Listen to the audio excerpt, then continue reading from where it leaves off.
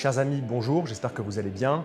Aujourd'hui, on prend la direction du Japon, qui d'ailleurs va bientôt réouvrir ses portes pour tous les amateurs et amoureux de ce magnifique pays, pour vous parler d'une nouvelle édition européenne Grand Seiko. Alors, je vous le dis tout de suite, si vous voulez apprendre plein de choses sur la magnifique histoire de Grand Seiko, je vous conseille d'aller regarder la vidéo que nous avons réalisée dans notre série Chronologie chez Orgon, et je vous la remets juste ici. Et aussi à la fin, on parle de toutes les nouveautés Évolution 9.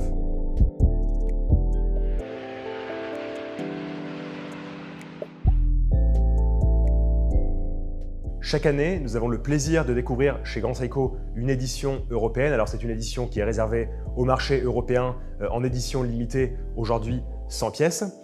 Et nous avions le plaisir l'année dernière de découvrir 2 pièces dans ces éditions justement européennes. Nous avons aussi le droit à nos petits privilèges. Je parle bien évidemment des montres Asakage et Yukage et je vais vous remettre le lien de l'article juste ici pour que vous puissiez évidemment apprendre plus sur ces montres. Ces éditions européennes passées étaient le symbole même dans leur cadran et leur texture de la dichotomie entre l'ombre et la lumière japonaise qui nous intéresse beaucoup aujourd'hui. Une réalisation en effet très attentive aux matériaux, à la transparence, à l'espace et à la lumière. Je ne peux alors que vous conseiller d'aller lire l'œuvre de Junichiro Tanizaki, L'éloge de l'ombre, paru en 1933, qui justement, en opposition de la vision occidentale, nous explique comment est perçue l'ombre et la lumière au Japon. Sur ces anciennes éditions européennes, on trouvait tout le travail de shoji sur le cadran. Le shoji, vous savez, c'est mur à l'intérieur des habitations japonaises qui laisse délicatement passer la lumière grâce au papier washi, qui permet de diffuser une lumière magnifique dans la maison et de faire un rapprochement entre l'intérieur et l'extérieur.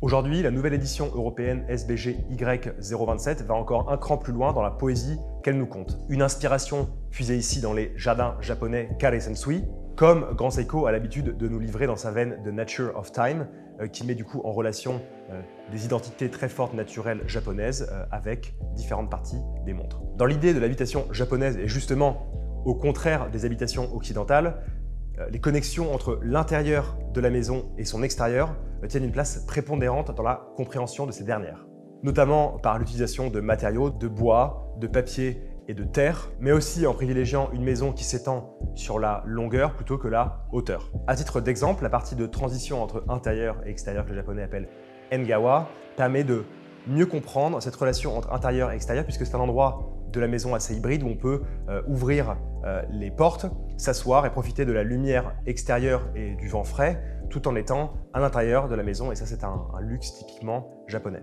Tout ça pour vous dire qu'en comprenant ces relations fortes entre intérieur et extérieur, on en vient à parler du jardin japonais Kare Sensui qui a inspiré cette nouvelle édition européenne Grand Seiko. Alors le jardin japonais, c'est souvent le cliché japonais qu'on retrouve partout quand on tape images zen sur Internet ou quand on va dans un supermarché, qu'on a le mini jardin japonais à réaliser soi-même. Alors là, on est bien loin de ça. Mais justement, les relations entre intérieur et extérieur, c'est de dire que finalement, dans l'enceinte de sa maison, dans l'enceinte de son jardin, on va représenter la grande nature, c'est-à-dire les montagnes et l'eau, par l'utilisation de petites roches et d'un sable assez particulier dans lequel on va venir tracer des motifs plus ou moins profonds. Ces nervures, justement, souvent assez profondes, permettent de retranscrire en fonction de l'heure de la journée, en fonction de la position du soleil et des nuages, la place prépondérante de l'ombre et de la lumière. Le cadran de cette nouvelle édition européenne SBG Y027 reprend justement les motifs tracés dans ce sable du jardin japonais. Des lignes très subtiles partent du centre de cadran avec des courbes uniformes et il faudra très logiquement jouer avec l'ombre justement et la lumière de ce cadran pour un peu comprendre tout ce qu'il y a derrière cette notion japonaise d'ombre et de lumière. Ce qui est assez étonnant aussi, c'est la cohérence du cadran. On retrouve des index facettés et des aiguilles qui ont été polies et brossées. Donc au niveau des finitions, ça rappelle évidemment la dichotomie entre la lumière et l'ombre. Mais aussi quand on regarde le boîtier, qui est magnifique d'ailleurs, 38,5 mm de diamètre pour 10,2 mm d'épaisseur, on a en fait cette dichotomie à nouveau entre le brossé et le poli. La tranche est brossée et le chanfrein ainsi que les cornes sont polies. D'ailleurs, le chanfrein court tout le long de la montre, c'est assez magnifique. On a le plaisir, et ici plus que jamais parce qu'il y a une connexion en fait entre d'un côté ce jardin japonais, l'ombre et la lumière, à retrouver le renfoncement au niveau de la couronne qui joue donc sur les idées de profondeur. Et d'ailleurs, on vous en parlait avec Cyril Turban lors d'une dernière vidéo Heads Up qui parlait de la grammaire du design. Et je vous la remets juste ici parce que c'est très important, la grammaire du design chez Grand Seiko. À l'intérieur, on trouve aussi beaucoup de beauté. En retournant la montre à travers le fond saphir, on découvre le calibre Grand Seiko Spring Drive 9R31, un mouvement à remontage manuel qui délivre la très belle réserve de marche de 72 heures. Alors, en quelques mots, Spring Drive, en fait, vous avez une partie mécanique, donc tout ce qui va être le barillet, le ressort du barillet et les roues qui vont suivre. En fait, la partie électronique qui est conjuguée à cette partie mécanique prend avec elle tous les organes réglants, donc balancier, ancre et échappement. Le fait de conjuguer cette partie mécanique aux organes réglants électroniques permet d'avoir une superbe précision d'environ 1 seconde par jour. Cette nouvelle édition européenne SBG Y027 sera limitée à 100 pièces pour le marché européen, proposée au prix de 9 200 € et disponible à partir du 1er janvier 2023.